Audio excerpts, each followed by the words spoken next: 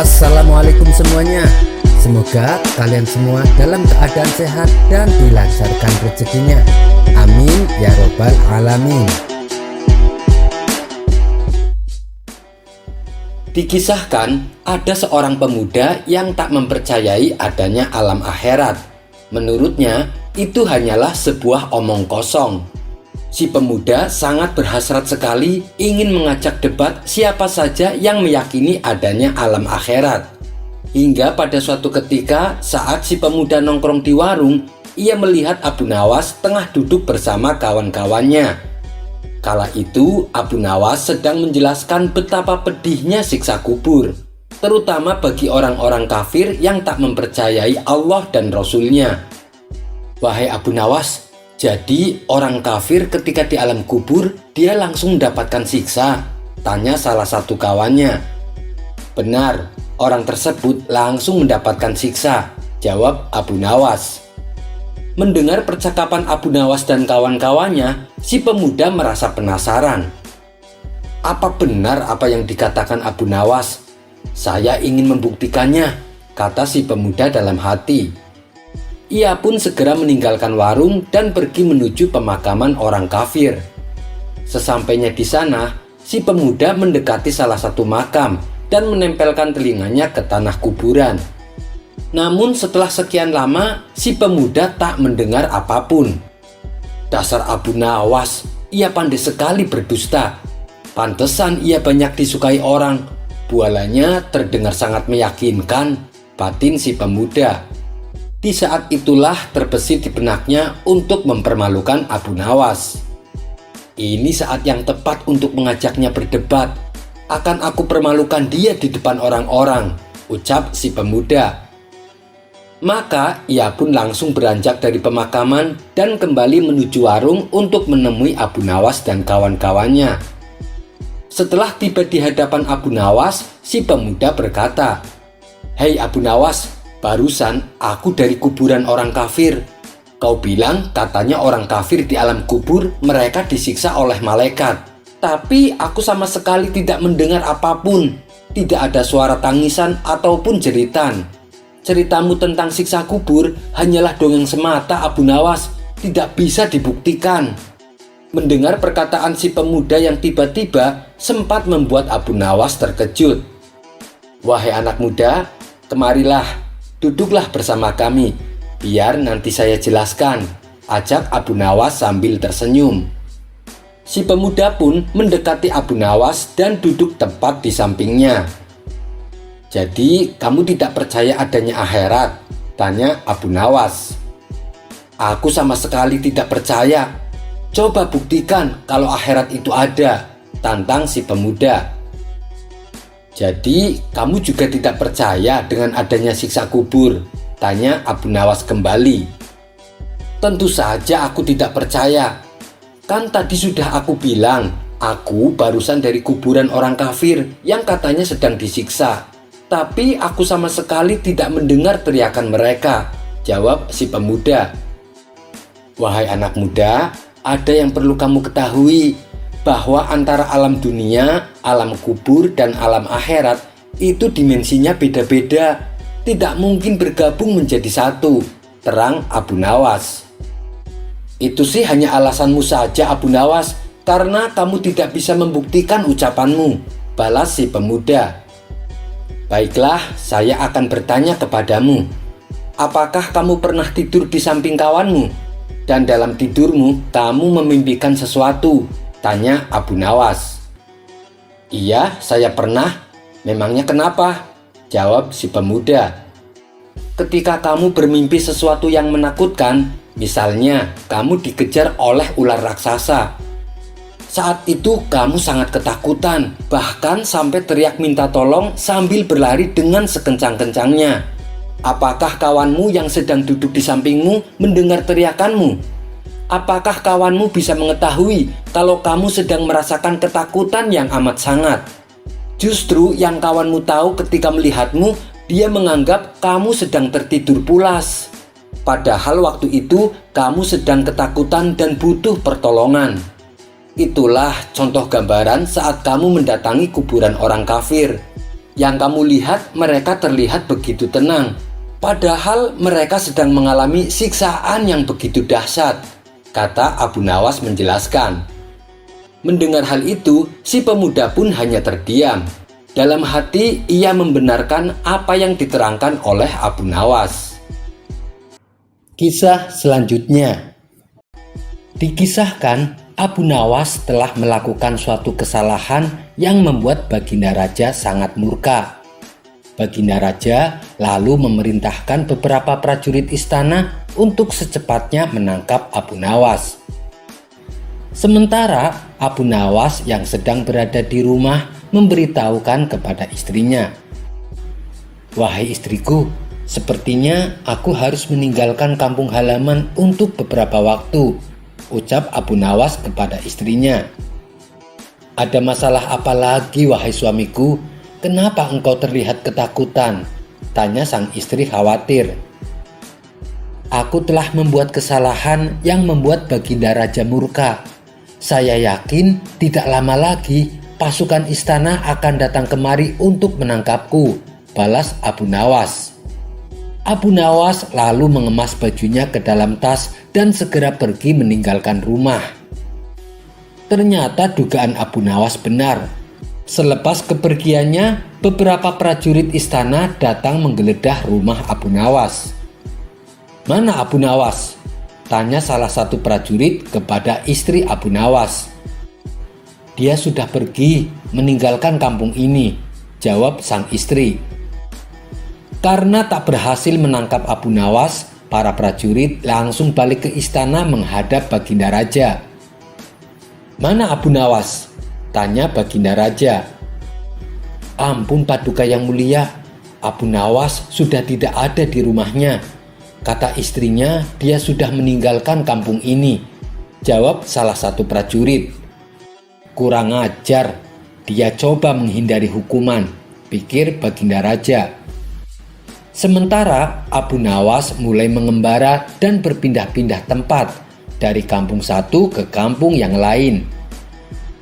Suatu ketika dalam pengembaraannya, Abu Nawas melintasi sebuah dusun di mana dusun tersebut sedang dilanda musim kemarau. Abu Nawas yang mengenakan jubah dan sorban layaknya ulama besar sempat menyita perhatian warga. Mereka mengira Allah telah mengirimkan seorang waliullah untuk menolong dusunnya yang sedang mengalami musim kemarau. Maka para warga pun segera mengerumuni Abu Nawas. "Assalamualaikum Syekh, sudilah kiranya Tuan Syekh mampir sebentar di rumah kami," pinta seseorang yang merupakan kepala dusun tersebut. Sebenarnya Abu Nawas sudah menolaknya, namun karena para warga memaksa, ia pun mau tidak mau menerima ajakan mereka. Di rumah kepala dusun, Abu Nawas dijamu berbagai macam hidangan. Ia diperlakukan istimewa layaknya raja. Setelah Abu Nawas selesai memakan hidangan, ia pun bertanya kepada para warga, "Apa yang membuat kalian memperlakukan saya sedemikian istimewa, padahal kalian tidak mengenal saya?" Para warga lalu mengadukan permasalahannya kepada Abu Nawas. "Begini Tuan Syekh, dari penampilan Tuan kami yakin kalau Tuan adalah ulama besar yang dikirim oleh Allah untuk membantu desa kami," tutur kepala dusun. "Memangnya apa yang menimpa desa kalian?" tanya Abu Nawas. "Sudah berbulan-bulan desa kami mengalami musim kemarau. Tanaman-tanaman sudah pada mati. Air persediaan kami tinggal beberapa ember saja. Doakanlah desa kami wahai Tuan Syekh agar desa kami diturunkan hujan," pinta kepala dusun. Sejenak Abu Nawas terdiam mendengar keluhan mereka. "Aku sendiri sudah berbulan-bulan tidak mandi dan bajuku sudah lama tidak dicuci. Padahal tujuanku ke sini untuk menumpang mandi," pikir Abu Nawas. Tidak berapa lama muncullah ide cemerlang di otaknya. "Baiklah, saya akan memanjatkan doa kepada Allah supaya desa kalian diturunkan hujan. Tapi ada syaratnya," ujar Abu Nawas. "Apa itu syaratnya, Tuan Syekh? Kami bersedia melakukannya," balas kepala dusun. "Syaratnya adalah kumpulkan semua air persediaan kalian dan taruh di tengah lapangan," perintah Abu Nawas. Maka datanglah tiap kepala keluarga dengan membawa air terakhir yang mereka miliki. Total air yang terkumpul hanya 2 ember saja. Kemudian air tersebut ditaruh di tengah lapangan. Abu Nawas lalu melepas bajunya dan mencucinya dengan air di ember pertama. Sedangkan air di ember kedua ia gunakan untuk mandi. Melihat hal itu, para warga pun menjadi terkejut. Bahkan ada salah satu warga yang berteriak kepada Abu Nawas, "Wahai Tuan Syekh, itu air terakhir persediaan kami yang rencananya untuk minum anak-anak kami." Perbuatan Abu Nawas ini tentunya mengundang reaksi kemarahan warga. Ada yang mencemooh, ada yang membentak, ada pula yang menghujat. Namun di tengah kegaduhan itu, Abu Nawas dengan tenang mengangkat bajunya yang dicuci, lalu menjemurnya. Karena perkataan mereka tidak dihiraukan Abu Nawas, para warga bertambah emosi, sehingga mereka hendak memukulinya. Tapi niat mereka langsung terhenti, sebab tiba-tiba terdengar suara guntur yang disusul hujan lebat. Penduduk pun lupa akan marahnya. Bahkan sebaliknya, mereka berebutan mencium tangan Abu Nawas.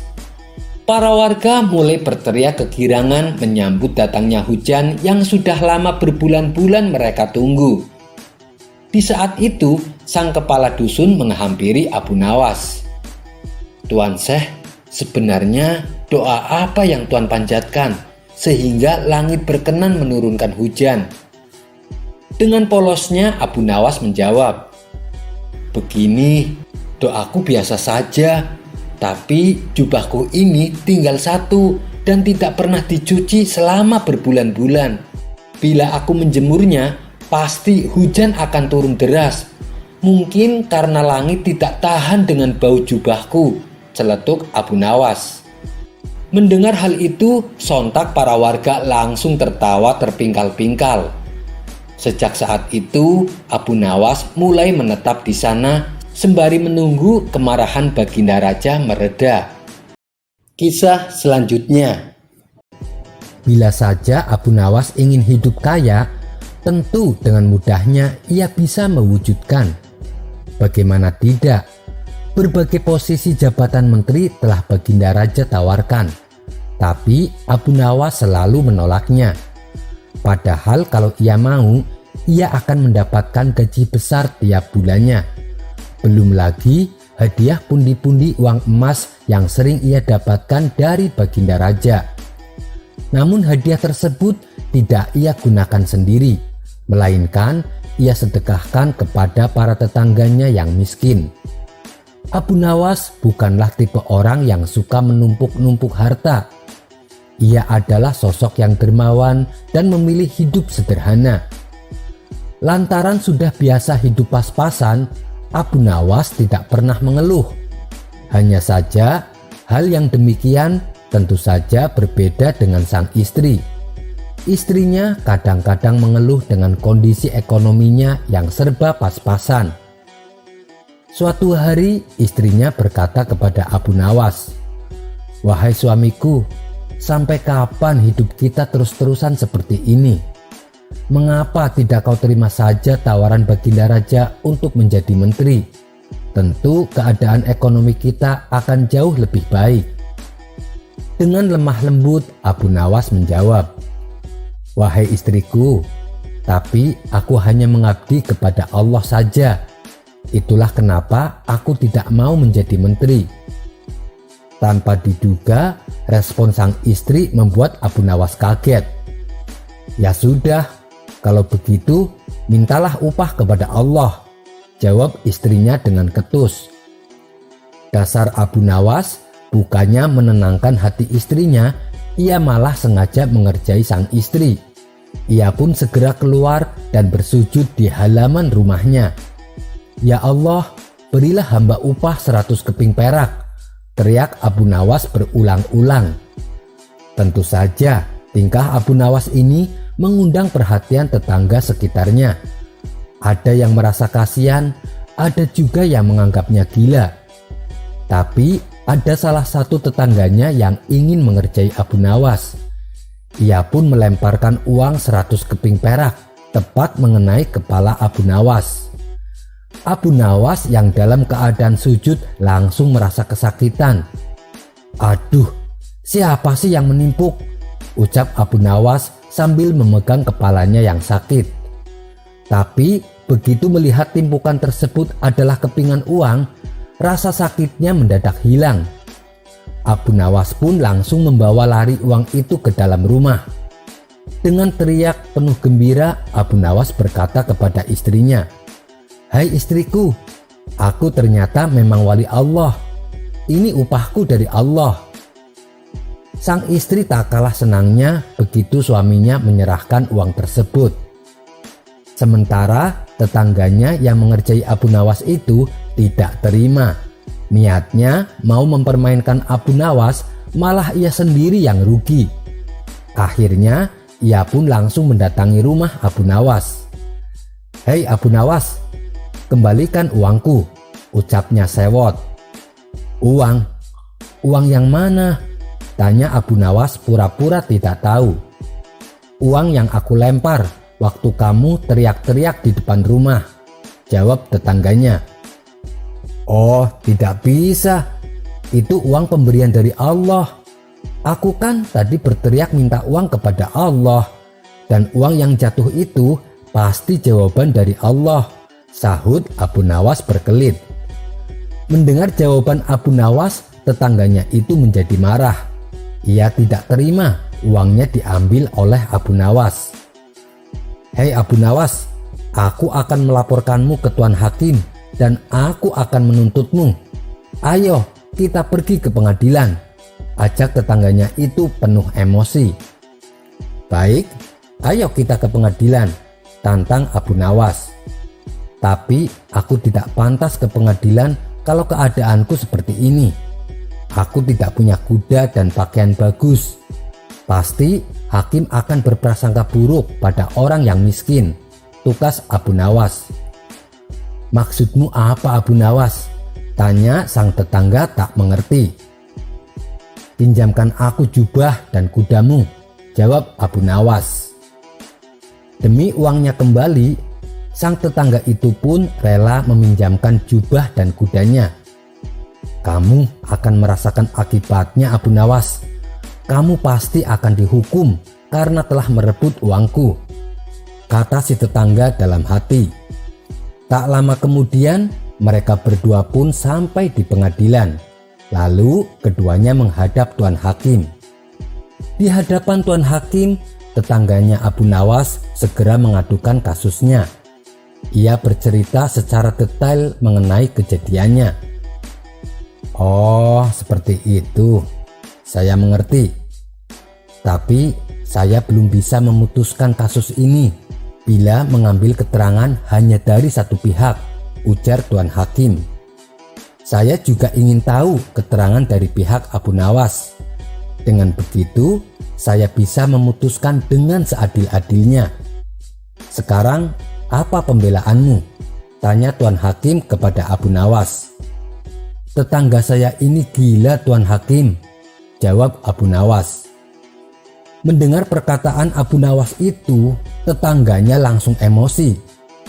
"Hei Abu Nawas, kamu jangan kurang ajar," bentak tetangganya. Keduanya pun segera dilerai oleh Tuan Hakim. "Tolong, hormati ruang sidang. Ini bukan pasar," hardik Tuan Hakim.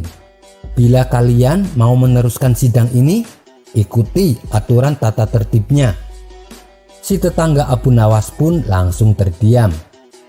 "Baiklah, sidang kita teruskan. Tadi kamu mengatakan kalau tetanggamu itu gila. Apa buktinya?" tanya Tuan Hakim kepada Abu Nawas. "Begini Tuan Hakim, ia pikir segala yang ada di dunia ini adalah miliknya. Coba saja tanyakan padanya tentang jubah yang saya pakai dan kuda yang saya kendarai.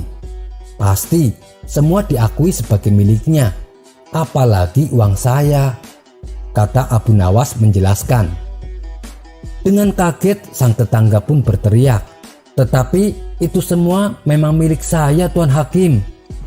Tuh kan, betul kan apa kata saya? Semuanya pasti diakui olehnya, ujar Abu Nawas kepada Tuan Hakim. Karena dirasa bukti-bukti sudah cukup, maka Tuan Hakim memutuskan bahwa Abu Nawaslah yang berhak atas uang tersebut. Setelah selesai menjalani persidangan, keduanya pun disuruh pulang oleh Tuan Hakim.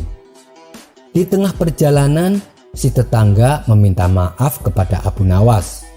Saya mengaku salah, Abu Nawas. Awalnya saya memang berniat mengerjai kamu, tapi ternyata kamu lebih cerdik dari yang kuduga. Uang yang 100 keping perak aku ikhlaskan untukmu. Keduanya pun akhirnya berjabat tangan dan saling bermaafan. Kemudian mereka berdua masuk ke rumahnya masing-masing. Tapi tidak berapa lama tetangga Abu Nawas itu kembali ke rumah Abu Nawas. "Hei Abu Nawas, kembalikan baju yang tadi kamu pinjam," teriaknya dari luar rumah Abu Nawas. Iya, nanti aku kembalikan. Besok mau aku pinjam sebentar untuk kondangan," jawab Abu Nawas dari dalam rumahnya. Dasar Abu Nawas. Kisah selanjutnya. Di setiap datangnya bulan Ramadan, ada salah satu malam yang sangat dinanti-nantikan umat Islam, yaitu malam Lailatul Qadar. Pada malam tersebut, semua amal ibadah kita yang hanya semalam akan dihitung seperti ibadah selama 1000 bulan. Dan ternyata kisah awal mula adanya Lailatul Qadar berhubungan erat dengan kisah Nabi Sam'un. Nabi Sam'un adalah seorang nabi yang sangat gagah perkasa dan juga mempunyai kekuatan yang luar biasa. Kisah Nabi Sam'un ini bahkan dijadikan tokoh film oleh bangsa Eropa. Nama Sam'un pun berubah menjadi Samson. Dalam kitab Muqashafatul Qulub karya Imam Al-Ghazali diceritakan pada suatu malam di bulan Ramadan, Rasulullah berkumpul dengan para sahabatnya. Tiba-tiba tanpa sebab Rasulullah tersenyum sendiri.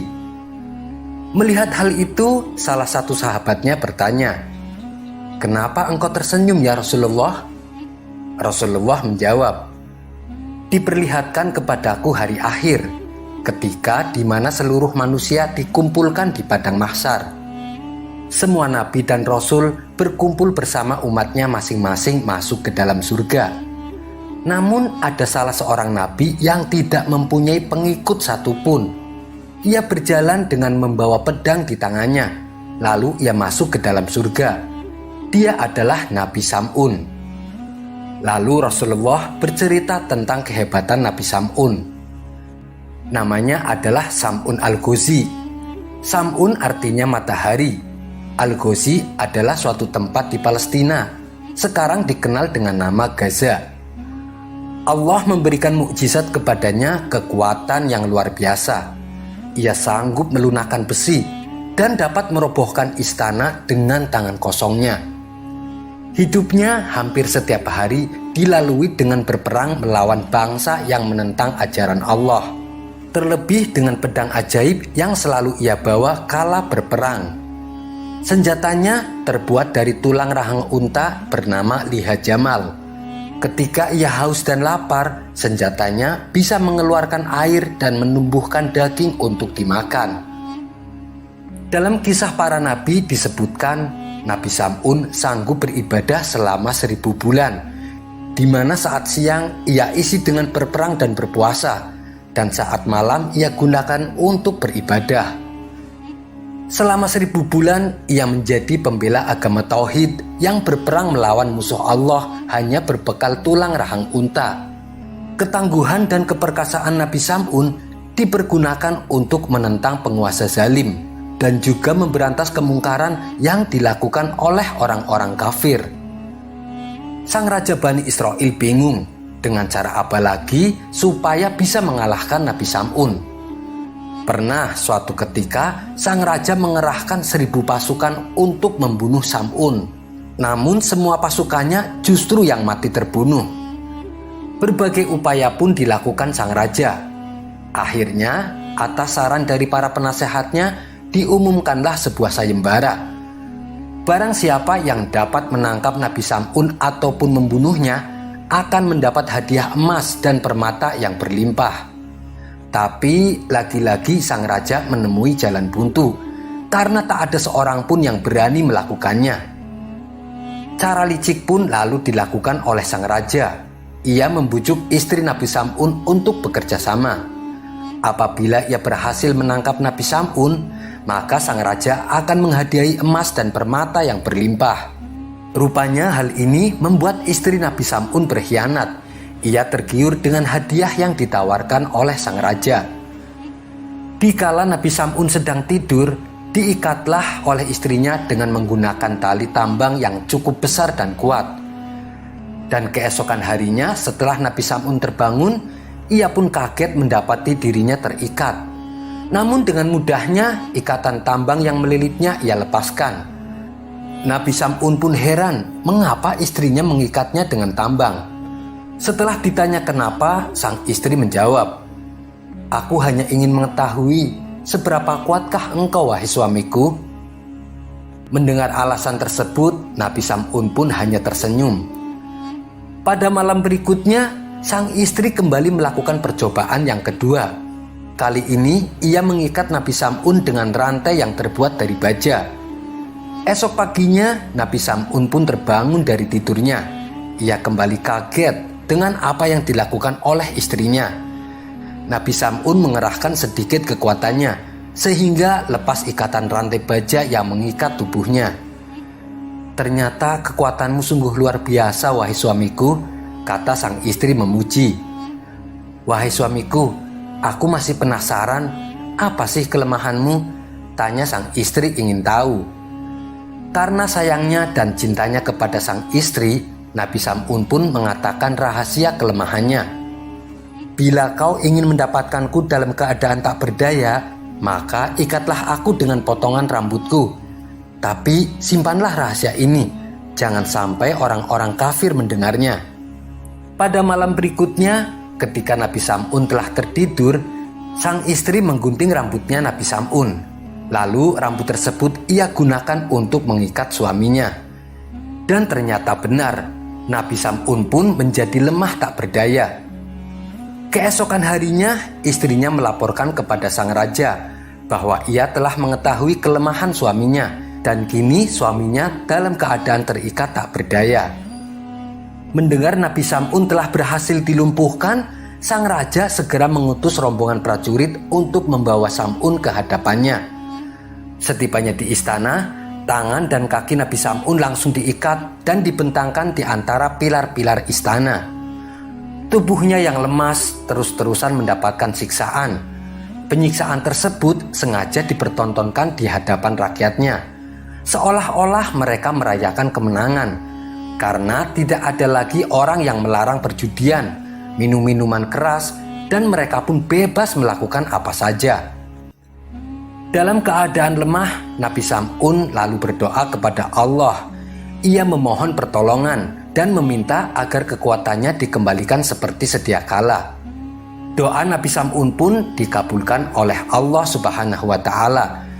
Tali-tali yang mengikatnya ia tarik dengan sekuat tenaga, sehingga menyebabkan pilar-pilar istana sang raja roboh berantakan. Raja bersama seluruh penduduk kota semuanya mati tertimbun reruntuhan istana, termasuk istrinya Nabi Sam'un sendiri. Sejak saat itulah Nabi Sam'un bertaubat kepada Allah. Ia tidak akan lagi terlena oleh bujuk rayu wanita. Ia juga berjanji selama 1000 bulan ia akan menghabiskan waktu siangnya dengan berpuasa dan berperang membunuh orang-orang kafir, sedangkan malamnya akan ia gunakan untuk beribadah. Ketika Rasulullah selesai menceritakan kisah Nabi Sam'un, para sahabat-sahabat ini sangat takjub kepada Nabi Sam'un. Di antara sahabat ada yang iri dengan berkata, "Ya Rasulullah, kami juga ingin memiliki pahala ibadah seperti ibadahnya Nabi Sam'un." Kemudian Rasulullah diam sejenak sembari memohon kepada Allah. Rasulullah meminta agar umatnya ini diberikan kekuatan beribadah sehingga memperoleh pahala sebagaimana pahala ibadahnya Nabi Sam'un. Walaupun beliau mengetahui bahwasanya umatnya banyak kelemahan, usianya juga tidak lama seperti nabi-nabi terdahulu. Tapi Allah Subhanahu wa Ta'ala mendengar permohonan Rasulullah. Kemudian turunlah wahyu kepada Rasulullah surat Al-Qadar, di mana dalam surat tersebut menjelaskan keistimewaan malam Lailatul Qadar. Wallahu a'lam bishawab. Sekian dulu perjumpaan kita kali ini. Sampai bertemu lagi di kisah selanjutnya. Terima kasih yang sudah subscribe dan setia menonton channel ini. Wassalamualaikum warahmatullahi wabarakatuh.